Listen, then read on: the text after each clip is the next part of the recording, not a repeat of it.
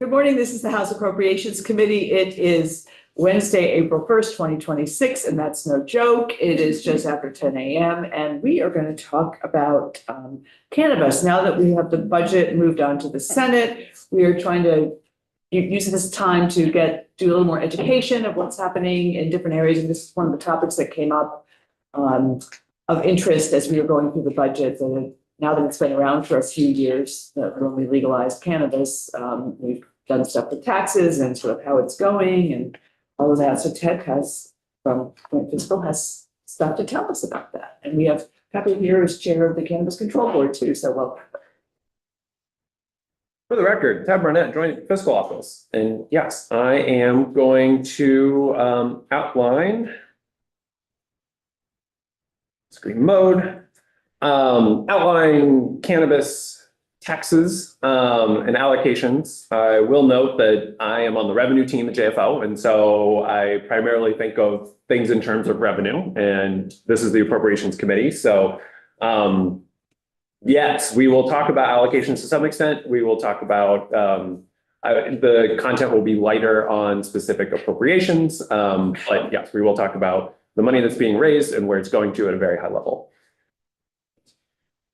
So Vermont has two taxes on retail cannabis. One is a 14% cannabis excise tax and a 6% sales tax. This is on, as I noted, the retail sale of cannabis. The 1% local option sales tax does apply to cannabis transactions. I know it's a question that comes up and frequently people are like, does the local option tax apply to cannabis? Yes, it does. So between these two tax types, without a local option, the combined rate is 20% on cannabis. While overall Vermont follows a similar structure to many other states, I would say the excise tax or sales tax structure is kind of the most common way folks are taxing cannabis at the retail level. There are different ways to do it. So two examples here. Connecticut bases their taxation on the amount of THC content in a product, and the rates are different depending on whether it's plant material, it's an edible, the rate is higher for edible products, and then they have other products which I would assume is for concentrates or distillates of cannabis. So yes, I think also New York taxes based on potency. Yes. Are THC infused drinks like considered edibles? That's a good question. I don't know. I would have to, this is like, I looked at the NCSL kind of state by state comparison. But yeah, let me. And just as temperature, I was in New Jersey a month ago and they sell THC infused drinks at supermarkets. Is it as what? In THC infused drinks, like infused. Oh, okay. So instead of Red Bull, it's like, okay. Yeah, no, it's, anyway, that's another conversation. Yeah, wait. In a different committee. Has anybody ever done any math in order to make the numbers comparable so you could compare apples and apples instead of, because when you're looking at THC plants and stuff like that, it doesn't relate very well to our excise tax method. And so I'm just curious whether or not, when you boil it all down, how we compare in terms of the amount of tax we're collecting on a one-to-one basis. Right, you would have to think about in Vermont, right, whether there's a correlation between the retail price and how much THC there is, right, in various products. It'd be a bit of a mathematical lift. Happy to look into the thought process in Connecticut when they were standing up their market, what they were thinking about in terms of basing it on potency. And yes, I'm not as conversant in how price compares to potency here in Vermont and how that translates into excise tax. But I'm happy to kind of My take a general look. suspicion would be that there's a lot more ways that tax money can fall through the cracks with the other methods compared to our method with the excise tax. There are, sorry. But then, so that's one thought. But the other thought is, are we taxing enough? Are we generating an equivalent amount of revenue based on our tax method compared to this other method? Right. Enough is a tricky question, right? Because it's ultimately a you're balancing a bunch of different concerns, and the JFO response is that enough is a policy choice, and you're trying to balance when setting tax rates, thinking about generating a certain amount of revenue versus if you have tax rates set too high, then you impact the market and decrease consumption. So really trying to find that sweet spot.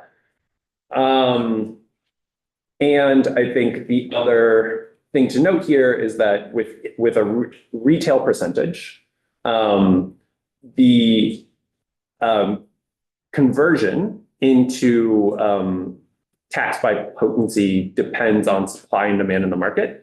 So, right, the price per ounce of flour, if all of a sudden there's an increase in supply, the amount of tax collected on that flour would go down, right? And so we're connected to price. And so comparing it to something that's based on potency, which is fixed within that product, is going to necessarily rise and change over time.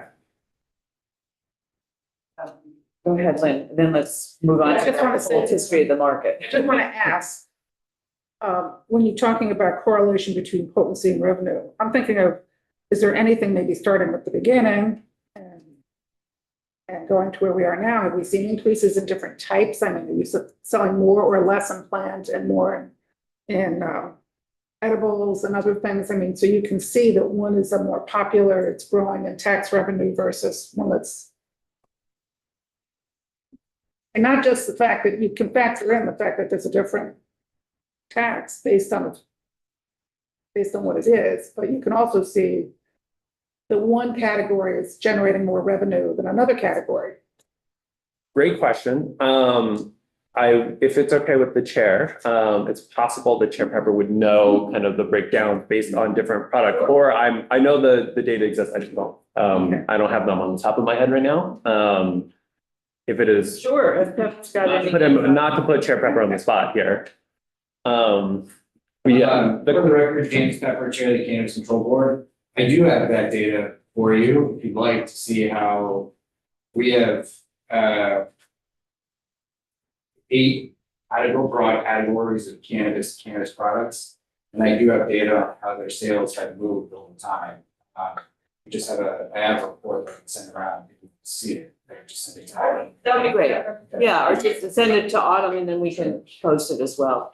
So let's move on because I think we're starting to get into stuff that you're going to be talking about. This is just kind of the background, right? I mean, we have yes, history and projections and things like that. I have to make this joke before I move on. We're getting into the weeds. Hey, much one can say. We just- Next slide. Okay. Welcome back anytime. Yes. I am here all day.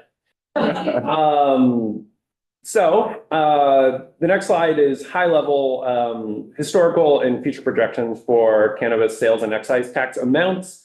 So y'all are thinking about FY27 quite right in the budget construct. So for the excise tax, the consensus revenue forecast from January 26 estimates that there will be $23.6 million in cannabis excise tax revenue. That is here. I will move with my pointer, and that implies that there'll be about $10.1 million in sales tax in fiscal year 27. And would you just pause and explain the excise tax versus the sales tax? When there's an excise tax, who's getting taxed? Where's the taxing happening? Yes, it is happening on your retail transaction. So you go into Graham Central or any of our retailers in the state and make a purchase of cannabis at 14% and 6% is levied on the sale price of cannabis that you're buying from those retailers. Okay, so if I go to buy $100, it's going to be 120. Correct. And then 6 is sales tax, and that goes to the ed fund. It goes to the universal after school and summer special fund. Okay, the 6% does, and then the 14% goes. It goes 70% to the general fund and 30% to the substance misuse prevention fund. Right, okay. So nothing goes to the education fund. Yes, that was changed it is on one of my slides, I think Act 87 of 2024, the BAA. There was an issue, right? If you have money that's going into the education fund, but you want to make grants to folks who are outside of the education system, it's a problem. And so it was moved into the special fund. Yep. Okay. The excise tax is often wholesale sales. This is where, yes, it is referred to as an excise tax. Usually in tax administration and parlance, an excise tax does refer to something that's levied at the wholesale level. Part of why this is called an excise tax is because streamlined sales tax agreement means that you can't set differential rates for products. If you have a 6% sales tax in Vermont, we're party to the streamlined sales, we're one of the member states of the streamlined sales agreement. You have to levy a 6% sales tax on all products that you subject to the sales tax. And so in Vermont, as folks are thinking about other things that resemble a sales tax, they just call it an excise tax, and then it's outside of that structure. And so that's part of the reason why this is called a sales tax, but it's levied actually at the retail level. Yes. The amount of revenue estimated in FY26 implies the total size of the market for cannabis. The retail amount that's in, at least on the adult use size, is about 160 million.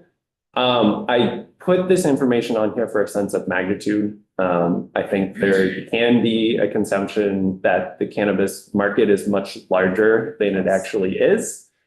And that if, taxation on cannabis is generating more revenue than it actually is. So the base we're talking about here is really 160-ish million of retail sales.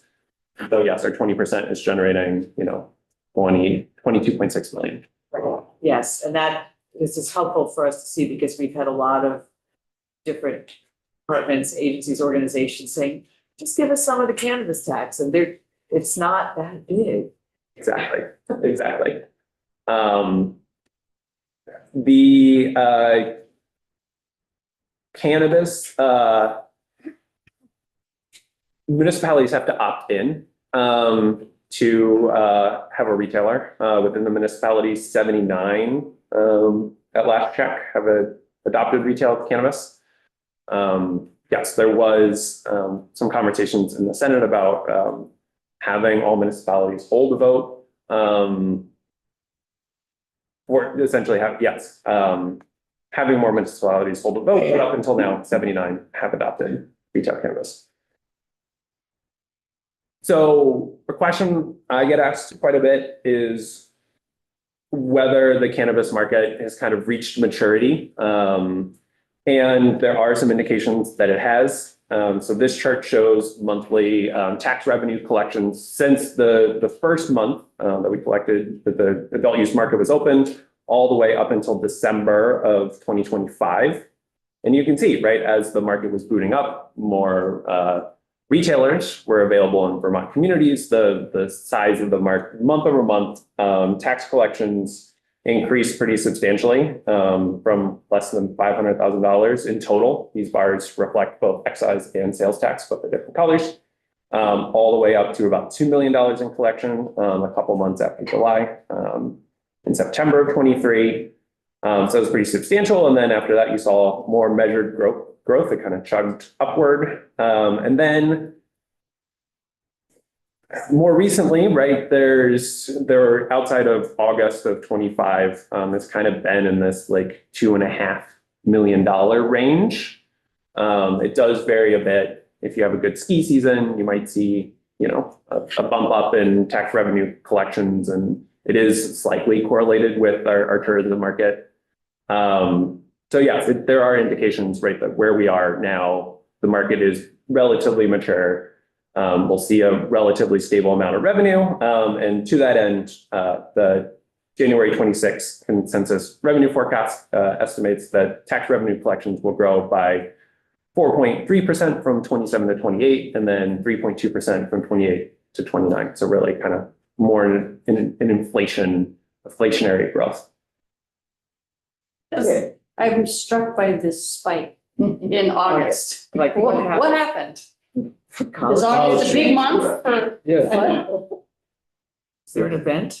I don't know. That's a good, It's kind of striking, right? It's an outlier there. And cannabis, you have to be 21 to purchase, is that right?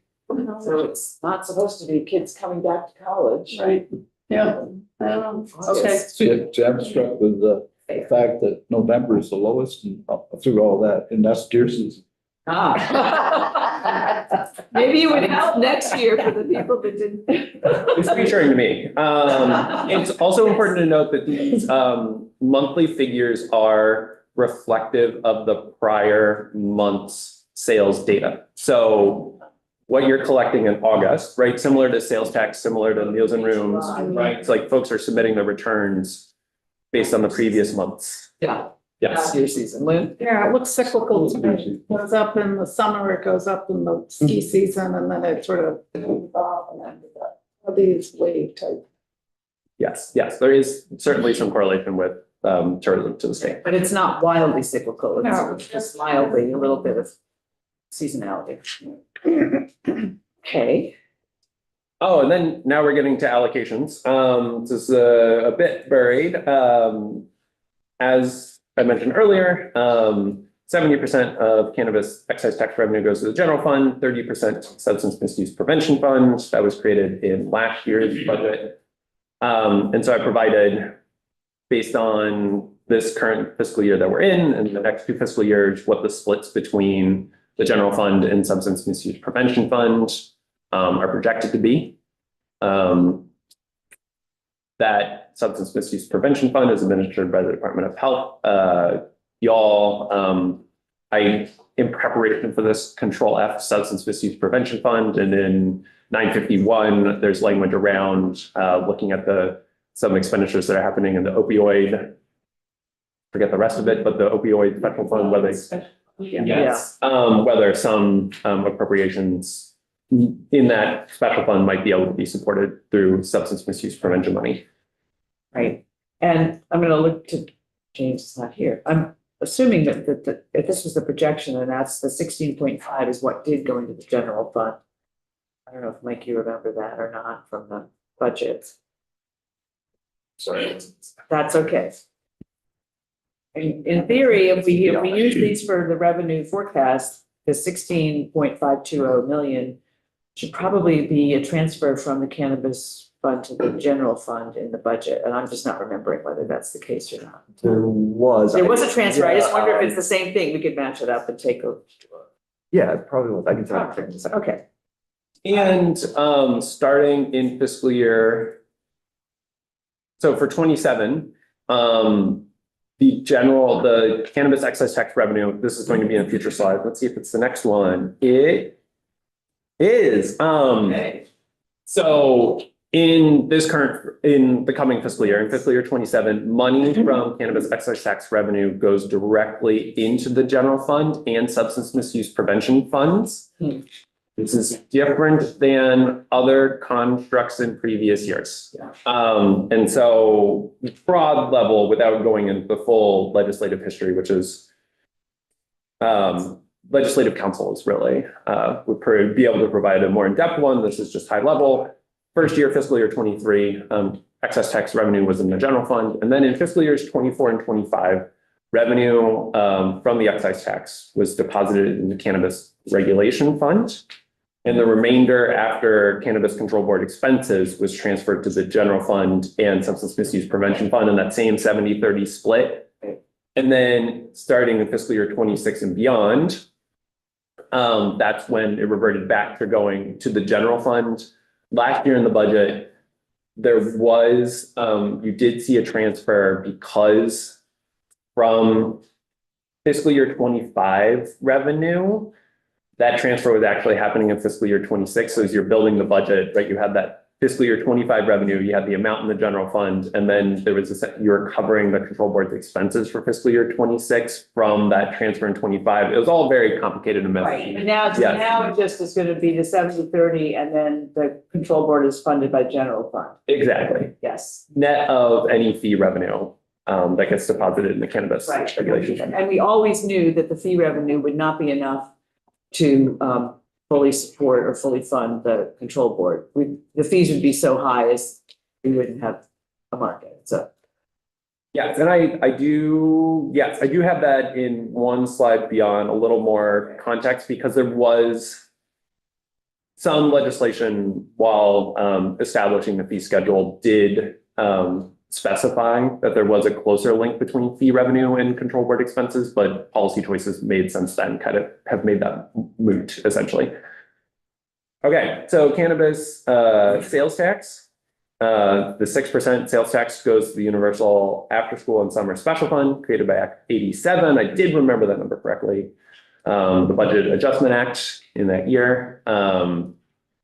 So the Agency of Education uses that revenue to administer a grant program for after-school centers and programs across the state. There is a report that I'm writing down a note right now to send to Autumn, produced by the Agency of Education, talking about grant awardees, what they've done with the fund, and their plan. It goes into more detail in their plan to leverage all the revenue that's coming into the special fund. And so a key part of using that revenue is that each fiscal they have cohorts essentially of awardees. So in a certain fiscal year, they're choosing a group of programs and centers to receive funding for multiple fiscal years. And so in the program track, folks are receiving funding for 3.5 years, centers receive funding for 5 years. And so by stacking kind of each cohort, adding a new cohort each fiscal year, that will build up spending. So right in fiscal year 25, the cohort was awarded $2.5 million almost. But when you add additional cohorts in future fiscal years, they're in total, there's $10.5 million in funding that's obligated through fiscal year 2030. And if you want more detail on who's getting those awards, where they are, I would defer to that report. But I will remember. So you'll send that and we can post that on our. Yep. Thank you. And if there's a bill on the Senate side, that I think it's made it through the Senate at this point, it's coming to you all that would allow the Agency of Education to allocate some of that after-school funding to libraries. And as part of that conversation, the Agency of Education, the folks who are running this grant program, have provided more specific testimony on the use of that fund. So it could be part of future conversations in this committee. So this is for after school, but somebody in the Senate wants to add libraries? So our libraries do after-school programming. Yeah. Okay, so for their after-school program. For their after-school programs. Yep. And yes, there's a discussion about whether the grant applications are too onerous and whether there's ways to streamline and expand the opportunity to use these funds too. Okay. So that's in a bill somewhere in the Senate, right? Yeah, and you might, yes. You may or may not see it. You may or may not see it. Okay, John? So it's possible money could go to public libraries who might be hosting after-school programs, just have the. They're currently eligible to Broad yes, they're currently library definition. broad library definition. They currently are eligible to apply, but given that in libraries, right, it's maybe someone it's a relatively small library, they may not have the capacity to fill out the full application. So yes, there is a conversation about that in the Senate. Curious about that. That's all. Yeah. Yeah. Well, see or not. Okay. So for fee revenue, a whole set of fees for everyone in the cannabis market, cultivators, manufacturers, retailers, et cetera. These fees raise about $2.5 million per year. We talked about this a bit, but it does not raise enough revenue to fully support the expenses of the Cannabis Control Board, which their budget request for fiscal year 27 is approximately 7.1 million. So there is a delta here. To this point, because it is every time this comes up, a question, right, of whether fees were intended or supposed to cover the expenses of the control board, right, and wanted to pull two separate language from two different bills that were setting up various parts of the adult use market. And on one hand, right, the original Act 164 noted this intent to encourage participation by small local farmers. And the board shall consider policies to support small cultivators. And on the other hand, Act 62, which required the control board to propose a fee schedule, right, it specified that this fee schedule should include an amount that would repay over a certain period of time to the general fund and the application of excise tax to the regulation fund. So indicating, right, that there should be a close match between fee revenue and control board expenses. Ultimately, the decision was made by folks at that time to adopt a fee schedule that supported smaller cultivators, right? So relatively speaking, folks who are growing have less canopy space, have lower fees. And the goal was really on this first part, right, to have a regulated market in Vermont that supported small growers, brought folks out of the illicit market, et cetera. So that was a policy choice. I will also note that the control board in their testimony also notes that in other states, no other state has a fee structure that fully supports the expenses of their cannabis regulators. And so, yes, kind of the demands on the control board and their ability to fully regulate the market, the cost of that is in order to create a fee structure that would fully support that, I think would be onerous on the market. So that's it, very high level. I did want to flag two separate resources. The first is, I don't know if y'all have heard about our new document type at JFO. We're very excited about it. It's called, so they're fast facts, they're 5 subjects.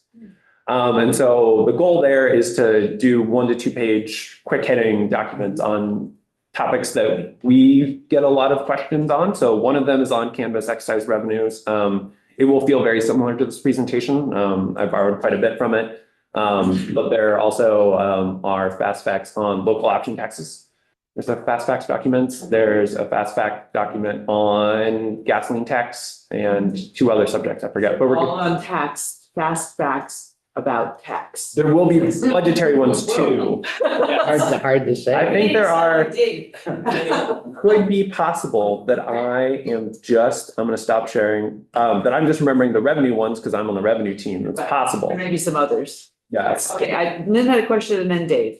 Okay, I want to go back to the fee revenue issue. Yes. It appears that cannabis and the fees that we created for them do not cover their costs. So it sounds like we're not unique. So does that mean that this is one product that we have to subsidize So, as opposed to alcohol or cigarettes or? right.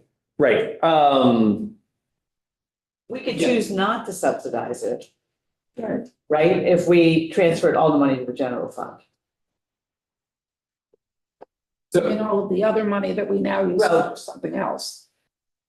What is Well, it, what is actually, the question that's about not- taking money out to pay for the Cannabis No. Control Board or? Actually, we're not subsidizing it because they're bringing enough in excise tax that goes to the general fund. Right. And then they're getting paid out of the general fund. It just isn't a direct line. Right, though fees are supposed to be for the users, a fee is not a tax is not a fee. And other The fee fees. stays with the fee stays with the control board. The excise tax, 70% of it goes to the general fund. Yeah. That is, I forget what the number is, 16 million? 16.5. 16.5 million. It costs the Cannabis Control Board about 7 million. So they're getting 2.5 million in fees, and they're getting some of that 16 million, but it's not a direct line back. So it's not underwater. Okay, I get that, Okay.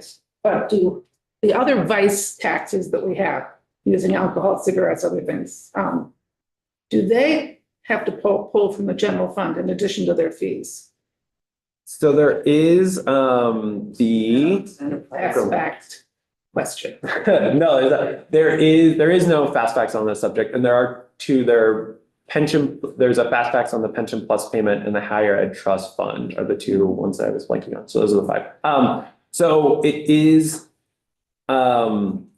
For other things like alcohol, tobacco, right, that is regulated by the Department of Liquor and Lottery. There is the Liquor Control Enterprise Fund, but there's more in the Liquor Control Enterprise Fund than fee revenue for licensure. So it's not exactly an apples to apples comparison there. Right, yes, it is, like, broadly speaking, fees are, right, intended to pay for The regulation. the regulation, but here in this market, I think because it is a market that requires pretty extensive oversight, and y'all have provided a great deal of resources, right, to ensure that the cannabis market is well regulated. It's harder to maintain that linkage between fee revenue and expenses of the board, right? You would have to 2.5 million, you're looking at an extra 4.5 million. So you'd have to more than essentially almost double fees across the board to get to a point where fee revenue is matching the regulation costs. And, you know, that would go against the goal potentially, right? You've discounted fees for smaller cultivators and growers. And so it would, in order to make that policy choice, it would place a pretty large burden in terms of fee revenue on folks in the market. So I think the decision, y'all have, not to look into intent, but right, it is a policy choice to say we're going to keep fees at a certain amount, and we're going to use a certain amount of general fund or excise tax, however you think about it, right, to support the remaining costs. Hey, I wondered if there's any logic, given that cannabis has an adverse health impact, as does tobacco, to consider allocating the proceeds from the excise tax into the healthcare trust fund, whereby it could leverage Medicaid dollars and increase it significantly. And at least in the first year, help to mitigate in some way the loss of the provider tax revenues, which is around 18 million, and this is around 18 million. I know it would put pressure on the general fund, but in some way we might consider doing that anyways. Does that have any merit, or does it fall apart? I had no idea. It's a really interesting idea Yeah. on the face of it all. Maybe that's a Nolan question to see if we could talk to Nolan about that. That was, go ahead, I'm sorry. No, I was gonna say maybe he could mention it to Ways and Means, but anyway, go ahead. Yeah, no, I was going to say exactly. As you were mentioning that, my first would be immediately to go back to the office and ask Nolan what he thought about it. Yeah. Yeah, Mhm. you can ask if you're doing anything.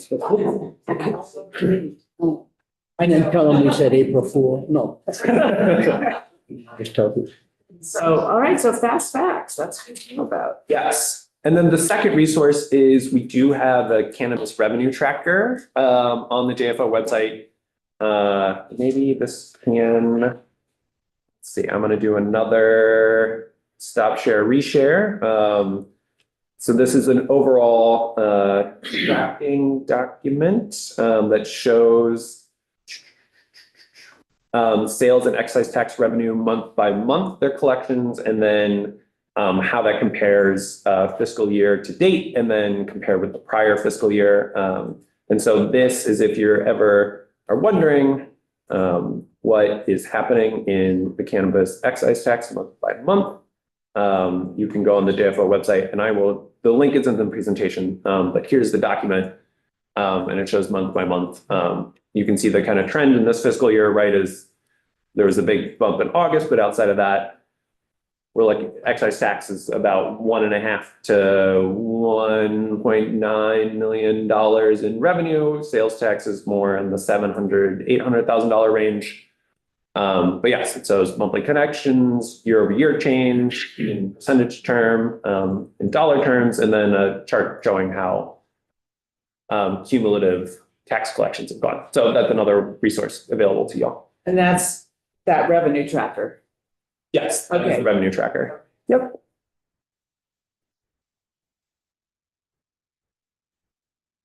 Any other questions about cannabis while we have here? It's certainly been evolving. Yes, it is. Yes. it is one place where I make a note of, JFO often talks about like complexities as a consideration in tax administration. This is one place where like the complexity has made this one exceedingly hard to administer. And it is reassuring that it's landed in a place where it feels like absent any policy changes, right? It's going to be stable for the next few fiscal years. And I'm excited about that. Yeah, this makes sense. We all remember the long discussion about cannabis and making it legal and all of that sort of stuff. I wonder in the intervening, what we've had, 5 years or so, or not, 5 years at least. Started in October of 22. Yeah, well, that's. So the first retail Yeah, store. Right. Has there been enough time for the human services folks to look and see if they see any change in social behavior or problems that were associated with the cannabis market, the illegal cannabis market, either in terms of participation, in terms of criminality, in terms of, any of those things that were a lot of the points of discussion way back when. Not way back then, only 4 years ago, I guess. But I'm not aware of any reports that have come out, comparing numbers of arrests or consequences of cannabis consumption in 2021 compared to, 2026. I don't know if there's been enough time or if the Agency of Human Services has looked at that. Or public safety. Or public safety. Public safety. I will put in a plug for the control board puts out periodic reports looking at various aspects of some public health considerations and also taking an analysis, right, of where there are places that policymakers can think about adjustments to Vermont's adult use market to meet people who are currently getting cannabis in the illicit market. And so that addresses some of the public safety concerns, right? As if to the extent there's data about, if folks are purchasing in the illicit market versus the adult use market. I know they're keeping tabs on many of those considerations. And yes, if there's work that specifically asks the question, I'm not entirely sure, but some of the reports I've noticed have kind of addressed some of those broader level thoughts about how implementation of the market is going, where there are currently gaps that policymakers can think about, and how to best align the market going forward. Well, I think we all recall there was a big uptake in requesting expungement of records when that became possible after we passed this. And a lot of requests went to the various judicial agencies to expunge records for something that is now legal but wasn't for a long time.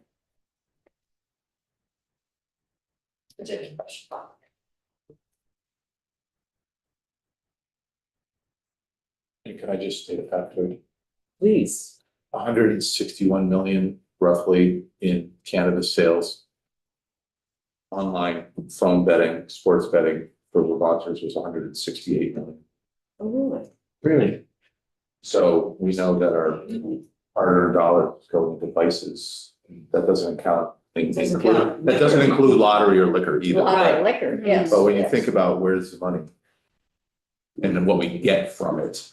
Right. And it's interesting that they're just about the same dollar figure. 168 numbers, the end of fiscal year, at the end of calendar year last year for Vermont only gambling, the betting for DLO got up to over 220 or something like that. But right, but Vermonters. But it's just a lot of money that goes into our economy somehow. And my concern is always going to be, if we're going to have the vices, what is the return to the state?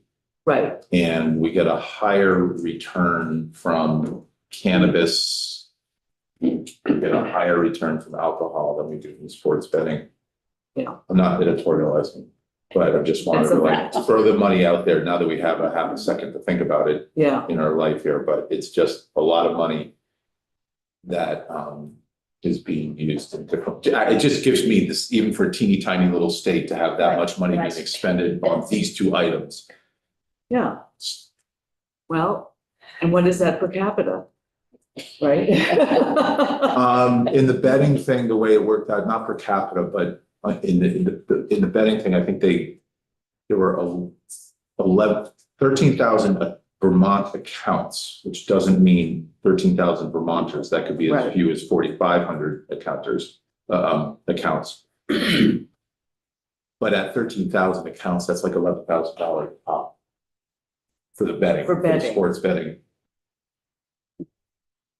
And that's not the way gambling works. We, Right. the DLO will say, here's this average number of bet and here's this average number of bettors. And it's like, no, most of the betting is done by very few people. Most of the losses Right, are the from very mean- few people, The but mean it's, is, or the median is really what you want. the It's not average like- is not a good, to say, oh, it's average at $24 a bet. That's not so bad. And it's like, that's not Right, really well, how it's it like works. having the richest person in the world walk into this room and say, what's the average salary, right, with all this here, it doesn't really. Well, and how much did our college fund get juiced by the loss of State tax. one Yeah. person as Yeah. well? Right, yeah. Anyway, Lynn, go ahead. I was just gonna say that I do remember that Wendy came in and said that, we're not getting as much money out of the sports betting as I think we participated. And part of that is that people are winning. So we have revenue that goes out, we have payments that go out. Only a small percentage of those people win. Yes, but the point is that they. Winning means projected less more. for us. So- Right, but it's. So even if it's a small percentage, they're winning a lot. But that's the mask, right? Because overall, you can say there's more winnings being handed out. Yeah. That's to like less than 5% of the bettors. So the 95% of the bettors who are either gentlemen bettors or, recreational bettors, but most of the losses is also carried by about 5% of the people. So, yes, true, but also that masks the fact that most bettors lose. A few people really. But the point is that if you want to look at these vice taxes, alcohol, cigarettes, lottery, betting, sports betting, cannabis, we'd have to look at all of them together because I suspect that some of the others are much higher than whatever we're collecting from cannabis. And I don't remember what the projections were, but I do remember the long discussion. Well, and liquor is declined. Mhm. It's slowing. And lottery, I don't know what lottery is doing. It's sort of level, I think. Lottery is pretty level, but Yeah. the liquor, at least our revenue for liquor is declining. So one would. Lottery Sales goes, are going down. lottery is stable, but it goes up and down depending on the size of the billion. When we get to $1 billion drawer, you even get a couple dollars out of me, right? Which is what's like, the odds of our winning are so much lower when it's when it's 100 million. We'd all be happy with that. But the other thing that people often don't realize is 80% of lottery sales are scratch tickets. And only 20% are draw tickets, which is fascinating to me that, we'll all go sit in the car, or not we, but, people go sit in the car and scratch their tickets. They stand there in line. And years ago, I used to ask the lottery director, you can tell this is off season for us because I'm going to go riff. But when I would ask the lottery director, it's like, wait, if I go into the store, convenience store, and buy a 6-pack of just say Budweiser at 6.0%, and I sit in my car for an hour and drink it, and then I walk back into the store, that person is trained at the threat of the loss of their license to not sell me another 6-pack of beer. That's $10. That's Budweiser, 10 or $12, right? That's all. But if I buy $200 worth of tickets on the day that my Social Security pops into my account, and I go sit in my car for an hour and scratch $200 worth of tickets, and then go back into the store and ask for more, that person isn't trained to not sell me the ticket. And the reason one lottery director many years ago said, oh, well, it's not a public safety issue. It's not like you're going to drive in your car and drive into somebody else. I'm like, but it's worse because you're not being stopped. You know, and oh, you could just go to the next convenience store and it was like, it's this weird thing about how we handle gambling in this country, never mind. the state. Yeah, it's not just us. All right. So we're gonna stop here. I'm not seeing, unless you have another question? No, Nope, no. okay. This is very interesting. You see that we start going off on tangents when we get into these things, but we really appreciate you coming and talking to us about this. And, Absolutely. Nice to know about fast tracks and other resources. Thanks so much. So great, Sal, great to meet you. Welcome to the gang. Hope you come back tomorrow after being with us today. Pepper, thank you. We will go off live for 10 minutes, take a quick break, and then we'll come back and talk about positions.